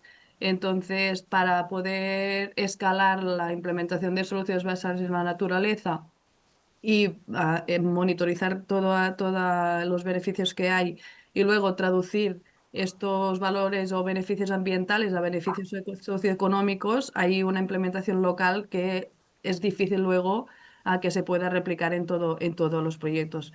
Entonces, aquí tenemos trabajo todos, ¿no? De buscar la manera de que sea suficientemente escalable, pero también suficientemente válido para que este valor económico que tú estás incorporando sea real, y que no sea demasiado general para que no sea real, ¿no? Entonces, coincido totalmente que la terminología es importante. Yo, perdonar, Sí, puedo añadir perdón. de la experiencia que tenemos nosotros. Nosotros hemos trabajado codo a codo con las administraciones, tanto locales como con la gente. Yo creo que es la manera de que se entienda bien, pero es verdad que es, lo que hemos detectado principalmente es que vean que realmente hay otras soluciones. Y para responder a esa barrera hace falta primero que los programas de formación se incluyan y se hable de que estas soluciones son realmente eficaces. Después tienen otros beneficios, pero que son eficaces y que las pueden proponer, porque si no es muy fácil que siempre estamos en lo que les es más cómodo a todos, a la administración, a los técnicos, y lo que ya está estandarizado y conocido. Entonces, muchas veces estas soluciones no entran en las primeras decisiones. Y eso no puede ser, porque hemos demostrado, y otra barrera que nos hemos encontrado al principio es que esto es carísimo. No es carísimo. Hemos demostrado que no es carísimo, es al revés, ¿no? Y que tiene muchos beneficios también de movilización de recursos económicos de la zona. Por tanto, para mí, sí, conociendo que el problema es la estandarización y que la adaptación al cambio climático requiere de un análisis, eso sí que es más costoso en el sentido de implicación, porque necesita un análisis mucho más pormenorizado de cuál es el problema y las posibles, y diseñar soluciones ad hoc.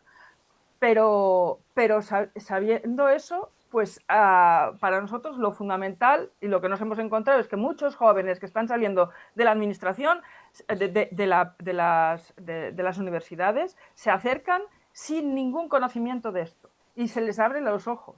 O sea, nosotros estamos haciendo una función también de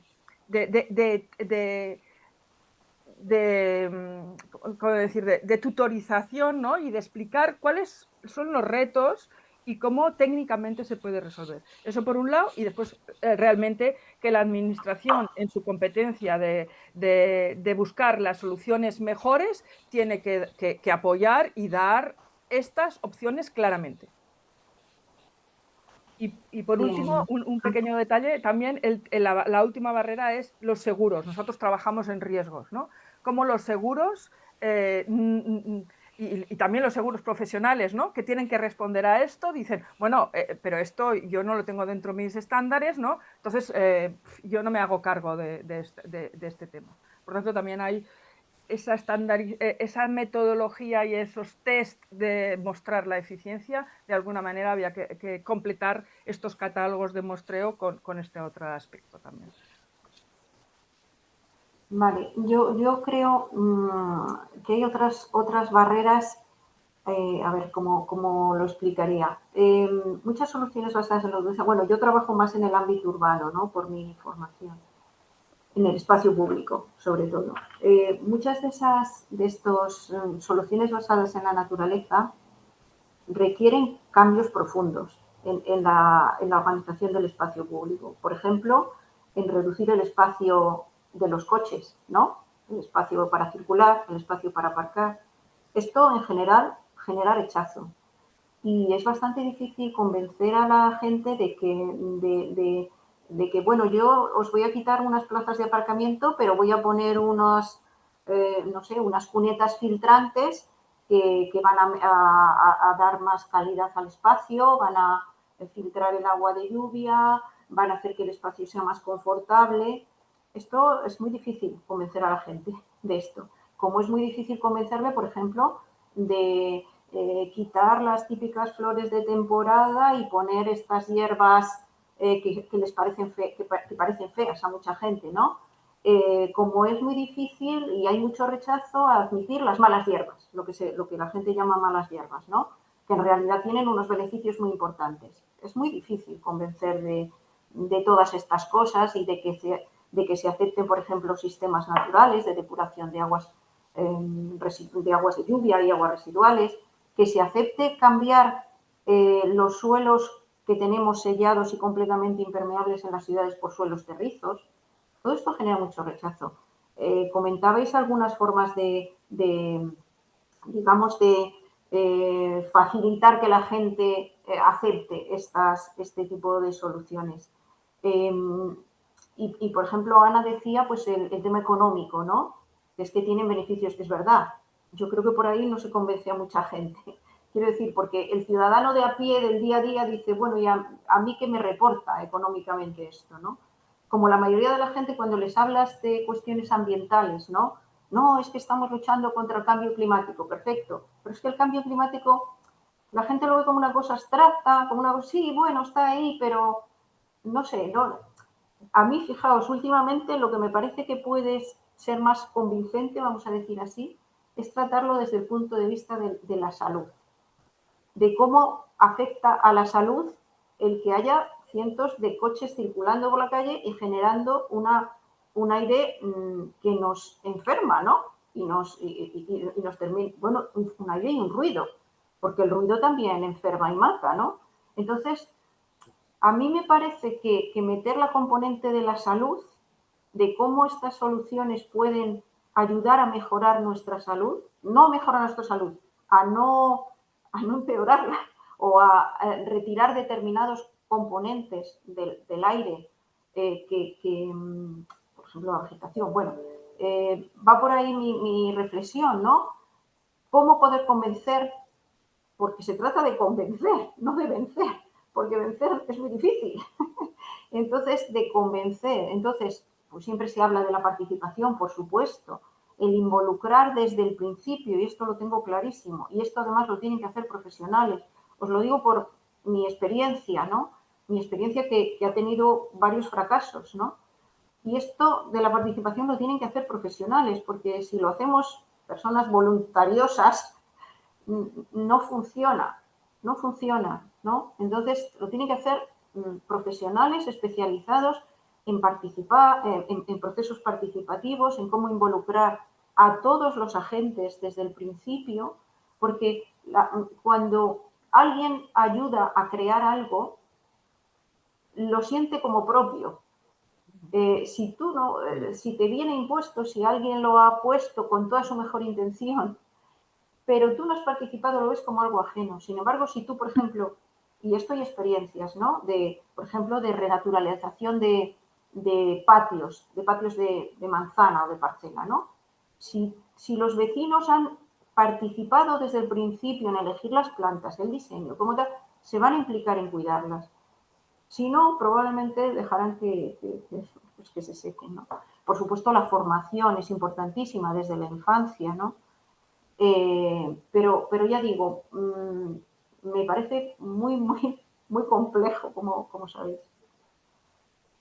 Mi intervención iba un poco en la línea en la que estaba hablando María del Rosario en su última parte, y era en poner en valor pues, esos procesos participativos, pero esos procesos participativos bien entendidos, porque muchas veces se hacen procesos de consulta pública, informativos, a otros niveles, pero realmente esa participación tiene que ser real. Tiene que ser cuando todavía el proyecto no está diseñado o esa solución que se ha planteado o cuando todas las soluciones están abiertas, ¿no? Se tiene que intentar integrar a todos los actores que tienen algo que decir, los que normalmente participan o ponen facilidades para participar, y también los usuarios que es difícil llegar a ellos porque normalmente no están abiertos a ir a jornadas participativas, etcétera. Luego, estoy totalmente de acuerdo de que tienen que ser profesionales los que encaren esos procesos y que tiene que haber presupuestos dentro de los proyectos para hacer frente a esas jornadas, mesas, etcétera, porque tiene que haber presupuesto detrás que también avale esa parte del proyecto que es tan importante, ¿no? Y al final yo creo que si somos capaces de integrar a todos esos actores clave que están al final están de alguna forma relacionados con un proyecto, pues el éxito que pueda tener el proyecto en sí, las actuaciones que hayamos llevado a cabo en el terreno, etcétera, pues pueden tener a medio y a largo plazo en ellos unos aliados que formen parte también del proyecto de alguna forma y que le den y que incluso le den un mantenimiento, un seguimiento, ¿no? Y que de alguna forma pues hagan suyos esos proyectos, esas iniciativas, ¿vale? Estoy completamente de acuerdo, o sea, esa es la clave, y además pueden ser muy buenos luego porque las soluciones basadas en la naturaleza necesitan evolución también. Es una instalación que prevés, tiene que tener una eficacia en el momento que la implantas, que ya se vea, pero que los beneficios van a crecer durante un periodo medio y largo plazo. Por tanto, el seguimiento que se puede hacer y puede continuar esa participación activa de los actores locales, tanto en el diseño como en la ejecución, y por qué se está haciendo esto, que entiendan por qué son esas soluciones y no otras, ¿no? Y por supuesto después, como te digo, en la evolución y en el seguimiento. Gracias, Eva. Son las 12, ya cerraremos el evento. Quería dar las gracias a nuestros socios de Eurecat por todo este proceso que hemos hecho juntos, también a todos los colaboradores del proyecto. Diría que ha sido una de las tareas más gratificantes de este proyecto, articular esta comunidad de expertos y expertas en soluciones basadas en la naturaleza, y que, bueno, esperemos que se crean más espacios entre nosotros de interacción y de debate como este en el futuro para dar continuidad a la tarea que hemos empezado.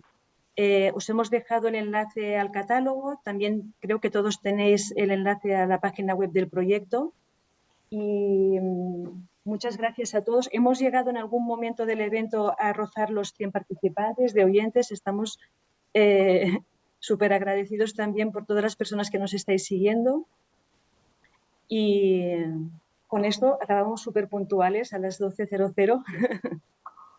Bien, muchas gracias también desde mi parte, y sobre todo a Ana y Talia por la preparación del evento de hoy. Gracias a todos. Gracias. Gracias. Gracias. Hasta luego. Adiós. Gracias, hasta luego. Gracias. Muchas gracias. Gracias. Hasta luego. Gracias.